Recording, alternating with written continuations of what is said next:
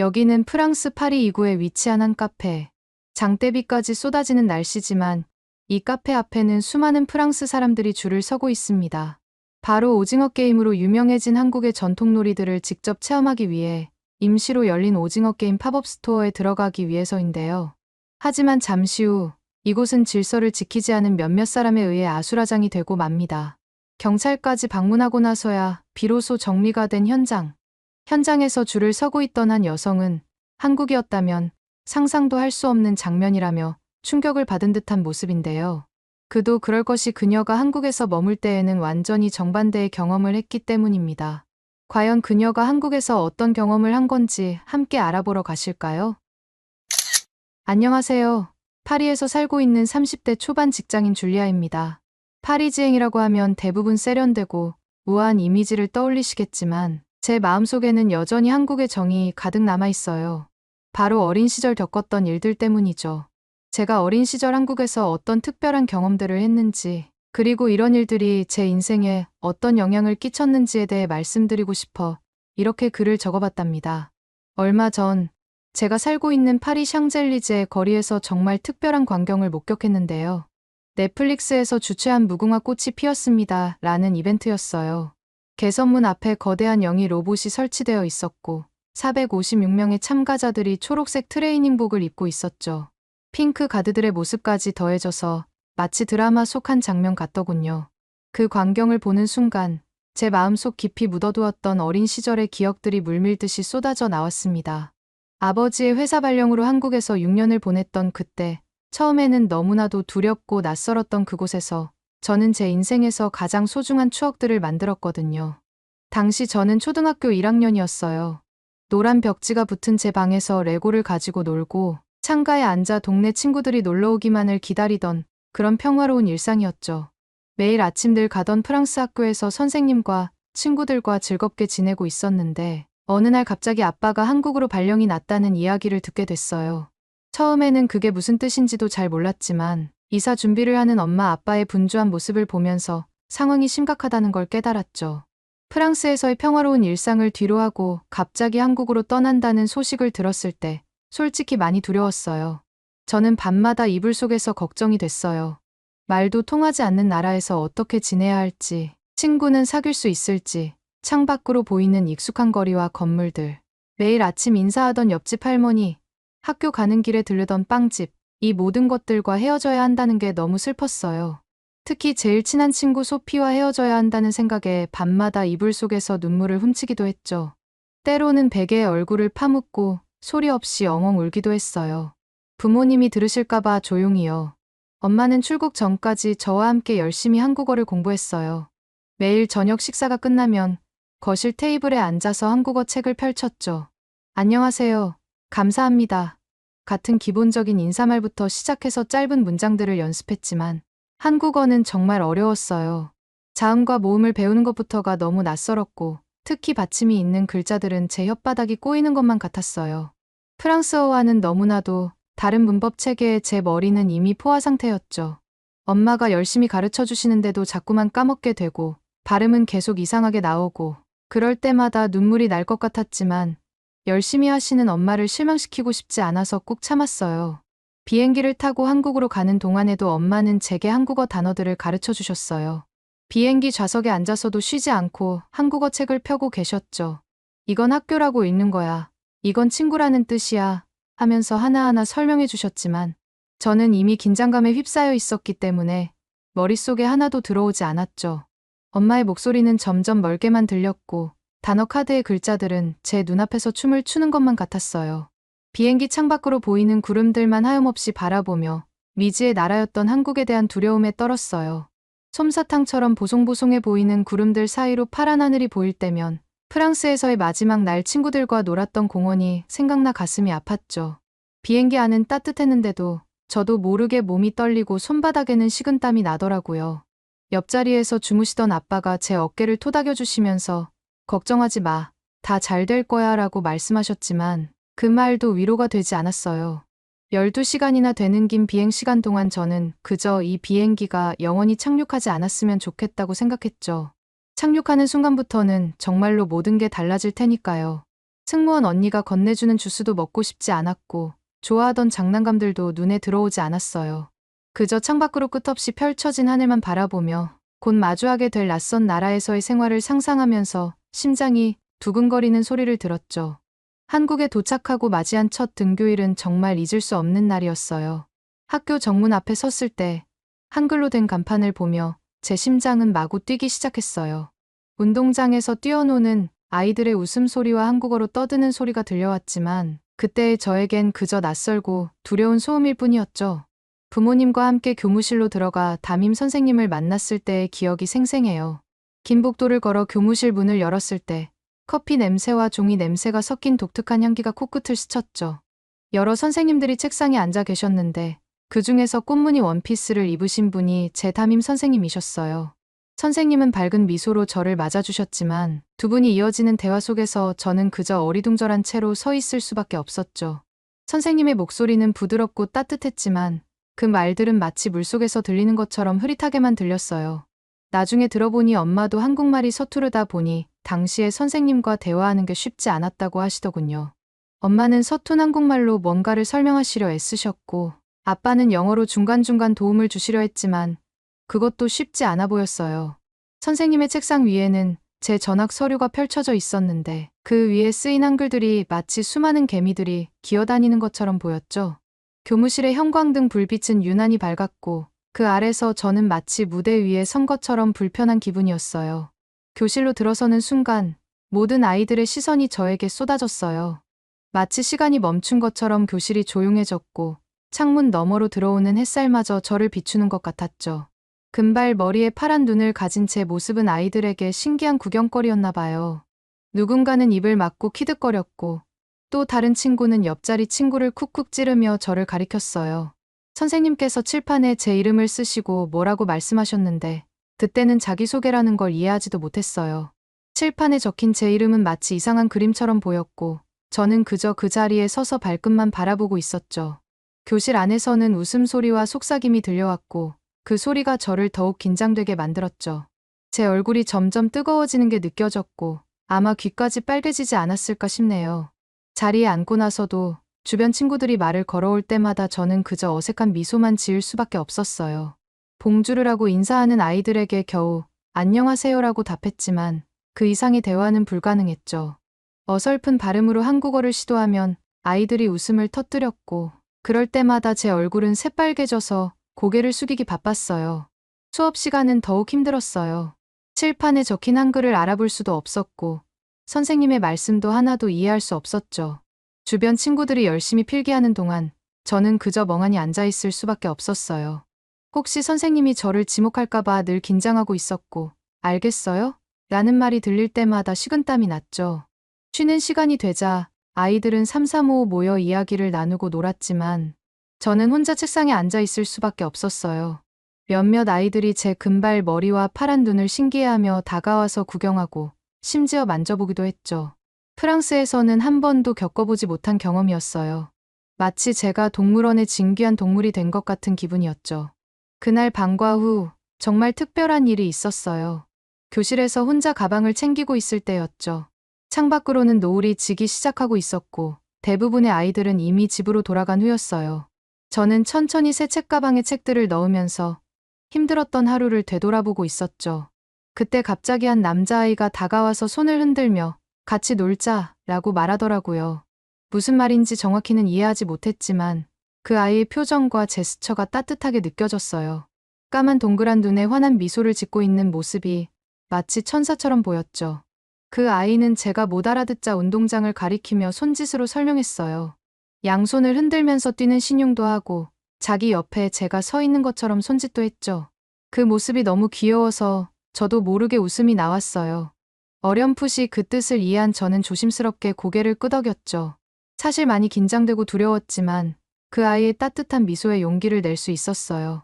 운동장에 나가자 처음에는 서로 어색하게 서 있었는데 그 친구가 갑자기 무궁화 꽃이 피었습니다라고 외치면서 놀이를 시작했어요. 그 친구의 목소리는 맑고 경쾌했고 마치 노래하듯 즐겁게 외치는 것 같았죠. 규칙을 완벽히 이해하지는 못했지만 다른 아이들의 행동을 보고 따라하면서 자연스럽게 놀이에 참여할 수 있었어요. 술래가 고개를 돌리면 움직이고 돌아볼 때는 멈추는 단순한 규칙이었지만 그 순간만큼은 언어의 장벽도 잊을 수 있었죠. 다른 아이들도 하나둘 모여들어서 함께 놀기 시작했어요. 제가 술래가 되었을 때는 무궁화 꽃이 피었습니다 라는 말을 제대로 발음하지 못해서 아이들이 웃었지만 그 웃음이 처음과는 달리 따뜻하게 느껴졌어요. 어떤 아이는 제 발음을 따라하면서 장난스럽게 웃었고 또 다른 아이는 천천히 발음을 가르쳐 주려고 했죠. 그때 처음으로 느꼈어요. 아, 여기서도 친구를 사귈 수 있을지도 모르겠다라는 희망을요. 그렇게 놀이를 하면서 점점 더 자연스럽게 한국 친구들과 어울릴 수 있었어요. 처음에는 어색했던 운동장이 어느새 저에게 가장 편안한 장소가 되어 있었죠. 친구들의 웃음소리, 발소리, 그리고 저를 부르는 목소리들이 더 이상 무섭지 않았어요. 오히려 그 소리들이 기다려지기 시작했죠. 심지어 한국어로 된 놀이 구호들도 조금씩 따라할 수 있게 되었어요. 가끔 규칙을 잘못 이해하거나 실수를 해도 친구들은 괜찮아, 천천히 해도 돼라며 격려해 주었죠. 한 번은 제가 말뚝박기를 하다가 넘어져서 무릎을 다친 적이 있었는데 그때 친구들이 얼마나 걱정해 주었는지 몰라요. 한 친구는 보건실로 데려가 주겠다고 했고 다른 친구는 자기 물병에 있는 물로 제 무릎을 씻어주려고 했죠. 프랑스였다면 아마 실수한 저를 놀렸을 텐데 이런 따뜻한 배려는 처음이었어요. 특히 깍두기라는 개념이 인상 깊었어요. 처음에는 그게 무슨 뜻인지 몰랐는데 친구들이 천천히 설명해 주더라고요.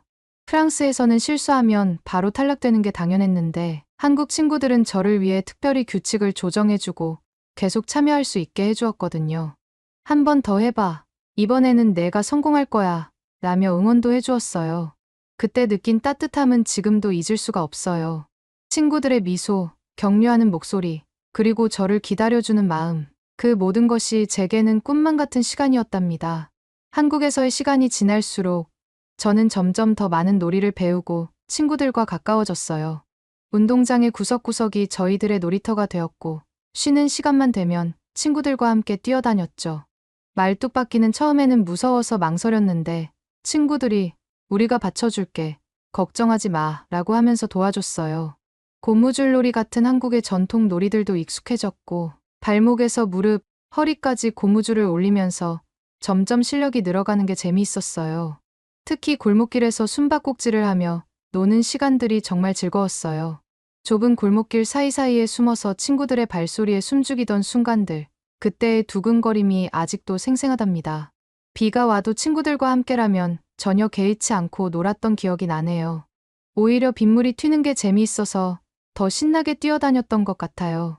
매일매일 친구들과 놀면서 자연스럽게 한국어도 늘어갔어요. 처음에는 손짓과 발짓으로만 대화하던 것이 어느새 짧은 문장으로 바뀌었고 뛰어, 멈춰, 여기 숨어 같은 단어들은 이제 완전히 제 것이 되었죠. 친구들이 쓰는 재미있는 말들도 하나둘씩 따라하게 되었고 실수로 이상한 발음을 해도 더 이상 부끄럽지 않았어요. 놀이를 하면서 배운 한국어가 오히려 교과서로 배운 것보다 더 오래 기억에 남았던 것 같아요. 더 놀라웠던 건 한국 친구들의 따뜻한 마음이었어요. 누군가 혼자 있으면 꼭 불러서 같이 놀자고 하고 새로운 친구가 오면 먼저 다가가서 말을 걸어주는 모습이 정말 특별하게 느껴졌어요. 누구 하나 소외되지 않도록 배려하는 모습, 실수해도 괜찮다며 격려해주는 모습 이런 것들이 프랑스에서는 경험하지 못했던 특별한 문화였거든요. 한 번은 제가 급식을 먹다가 국그릇을 엎은 적이 있었는데 프랑스였다면 아마 다들 비웃었을 텐데 한국 친구들은 재빨리 휴지를 가져와서 닦는 것을 도와주었어요. 그때 이런 게 진정한 친구구나라는 걸 깨달았죠. 하지만 행복했던 시간도 끝이 있을 수밖에 없는 모양이더군요. 초등학교 졸업을 앞두고 다시 프랑스로 돌아가야 한다는 소식을 들었을 때 정말 마음이 무거웠어요. 그동안 쌓아온 추억들, 친구들과의 우정까지 이 모든 걸 뒤로하고 떠나야 한다는 게 믿기지 않았죠. 마지막 날, 친구들이 깜짝 이벤트를 준비해줬어요. 제가 가장 좋아했던 무궁화 꽃이 피었습니다와 말뚝박기를 다시 한번 하면서 마지막 추억을 만들었죠. 평소 좋아하던 간식과 정성스럽게 쓴 편지도 받았어요.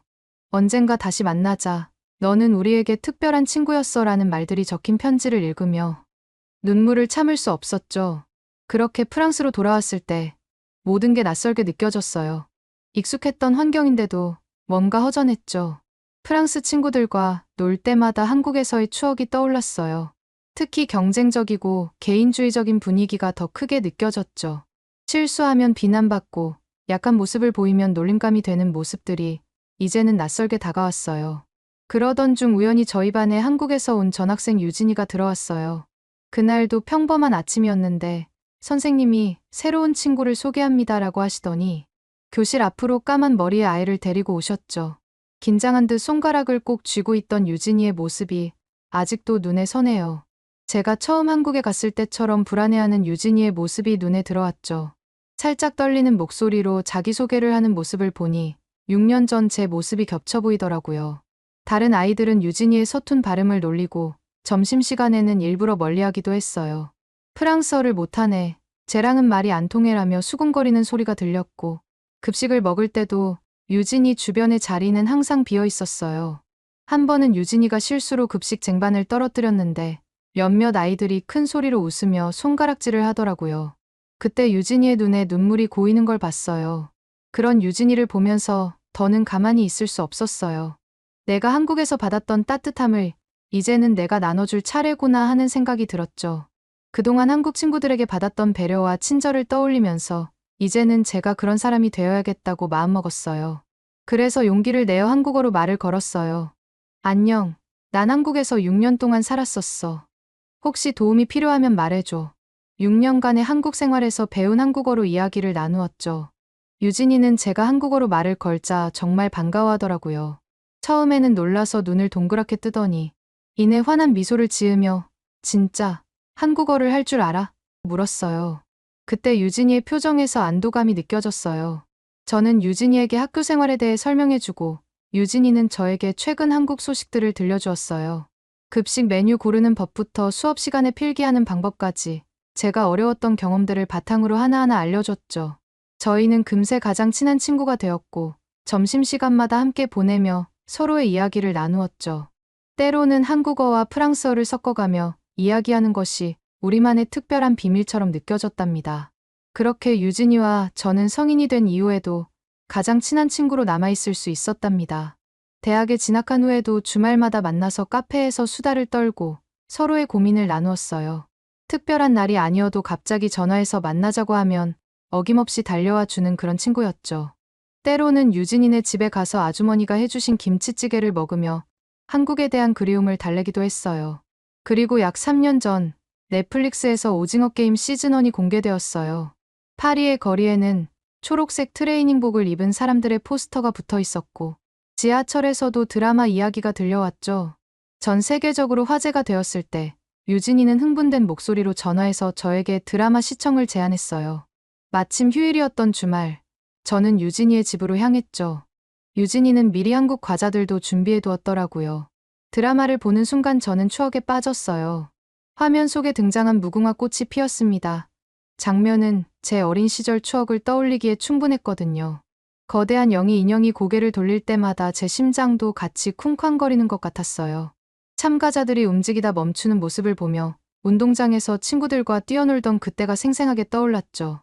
유진이도 본인의 초등학교 시절 이야기를 하면서 저희는 드라마를 보다 말다 한국에서의 추억 이야기에 빠져들었어요. 한국의 전통놀이가 이렇게 전 세계적으로 유명해질 줄은 꿈에도 몰랐다며 둘 다 신기해하고 뿌듯해했던 기억이 나네요. 하지만 드라마의 인기에 힘입어 파리 2구에 열렸던 오징어 게임 팝업 스토어 행사는 저희에게 실망을 안겨주었어요. 아침 일찍부터 줄을 섰는데도 사람들은 계속해서 새치기를 시도했고 질서는 점점 무너져갔죠. 처음에는 조용히 줄을 서 있던 사람들도 시간이 지날수록 짜증을 내기 시작했어요. 새치기 하는 사람들, 질서 없이 밀치고 다투는 모습들까지 한국에서 경험했던 따뜻한 분위기는 찾아볼 수 없었죠. 그러다가 누군가가 새치기를 하면서 밀치기 시작했고 순식간에 줄이 엉망이 되어버렸어요. 사람들이 앞으로 밀려드는 통에 저는 옆에 있던 기둥에 부딪혔고 결국 팔꿈치를 다치고 말았죠. 아픔에 눈물이 날 것 같았지만 주변 사람들은 자신의 자리를 지키기에 바빴고 아무도 신경 쓰지 않았어요. 그때 유진이가 제 팔을 잡아주면서 걱정스러운 표정으로 저를 살폈죠. 잠시 후 유진이는 어디론가 달려갔다가 응급처치 키트를 들고 돌아왔어요. 상처를 소독하고 붕대를 감아주는 유진이의 손길은 따뜻했고 그 순간만큼은 한국에서 친구들과 함께했던 때가 떠올랐어요. 그때 유진이는 한숨을 쉬며 프랑스의 각박한 모습이 이럴 땐 참 원망스럽다고 이야기했어요. 저도 고개를 끄덕이며 공감했죠. 저희는 그날 집으로 돌아가는 길에 많은 이야기를 나누었어요. 한국에서 배운 배려와 따뜻함이 얼마나 특별한 것이었는지, 단순히 놀이의 형태를 따라하는 것만으로는 그 진정한 의미를 전할 수 없다는 것도 깨달았죠. 그저 게임을 흉내내는 게 중요한 게 아니라 서로를 생각하고 배려하는 마음이 더 중요하다는 생각이 들었답니다. 그렇게 시간이 흘러 오징어 게임 시즌2를 맞아 샹젤리제 거리에서 무궁화 꽃이 피었습니다. 이벤트가 열린다는 소식을 들었어요. 평화로운 일요일 아침, 유진이에게서 전화가 왔는데 목소리에서 설렘이 가득한 게 느껴졌어요. 휴대폰 화면으로 이벤트 포스터를 보내주면서 꼭 같이 가자고 했죠. 거대한 영희 인형과 개선문을 배경으로 한 포스터는 꽤나 인상적이었어요. 하지만 저는 3년 전 팝업 스토어에서의 불쾌한 기억이 떠올라 망설여졌어요. 그때 아수라장 갔던 광경이 파노라마처럼 스쳐 지나갔죠. 새치기 하던 사람들의 거친 몸짓, 분노한 사람들의 고성, 팔꿈치의 둔한 통증까지. 시간이 많이 지났는데도 그날의 기억은 선명하게 남아있었어요. 손목시계만 보며 망설이고 있는 제 모습을 본 유진이는 이번에는 달라질 거라며 저를 안심시켰어요. 넷플릭스의 공식 행사인 만큼 안전요원도 많고 질서 유지도 잘 될 거라고 했죠. 결국 유진이의 설득에 넘어가 참여를 결심했지만 행사장으로 향하는 내내 불안한 마음을 떨칠 수 없었어요. 지하철을 타고 가는 동안에도 계속 걱정이 되었고 발걸음은 자꾸 느려졌어요. 하지만 샹젤리제 거리에 도착하자마자 그런 걱정이 무색해질 만큼 질서정연한 모습에 놀랐습니다. 마치 다른 세상에 온 것 같았어요. 초록색 트레이닝복을 입은 참가자들이 줄지어 서 있었고 핑크색 제복을 입은 스태프들이 친절하게 안내하고 있었어요. 줄 옆으로는 안전바가 설치되어 있었고 군데군데 물과 간식을 나눠주는 부스도 있었죠. 개선문을 배경으로 설치된 거대한 영희 인형은 마치 모든 것을 지켜보는 듯했고 스피커에서 흘러나오는 한국어 안내방송은 괜히 반가웠어요. 이전에 혼잡했던 모습은 찾아볼 수 없었죠. 유진이와 저는 서로를 바라보며 미소 지었어요. 마치 우리의 어린 시절 운동장처럼 이번에는 정말 달랐거든요. 456명의 참가자들은 3개 팀으로 나뉘어 게임을 진행했어요. 각 팀을 이끄는 유명 인플루언서들이 팀장으로 나서며 분위기는 더욱 고조되었죠. 180m 거리를 25분 안에 통과해야 했는데 모든 참가자의 몸에는 작은 움직임도 감지하는 센서가 부착되어 있었어요. 마치 실제 오징어 게임의 한 장면처럼 움직임이 감지되면 붉은 불이 켜지고 경고음이 울렸죠. 탈락자는 즉시 핑크 가드들에게 끌려나갔고 이 모든 과정이 마치 드라마의 한 장면처럼 연출되었어요. 이벤트의 시작을 알리는 이정재 배우의 목소리가 울려 퍼지고 한국어로 된 무궁화 꽃 꿀팁 영상이 상영되었어요. 대형 스크린에는 한글 자막이 흐르고 스피커에서는 한국어 설명이 울려 퍼졌어요. 파리의 상징인 샹젤리제 거리에서 한국어가 메아리치는 그 순간은 마치 꿈을 꾸는 것만 같았어요. 유진이도 반짝이는 눈으로 영상을 지켜보며 한국의 문화가 이렇게 퍼져나가는 걸 보는 게 자랑스럽다는 듯한 표정을 짓고 있더군요.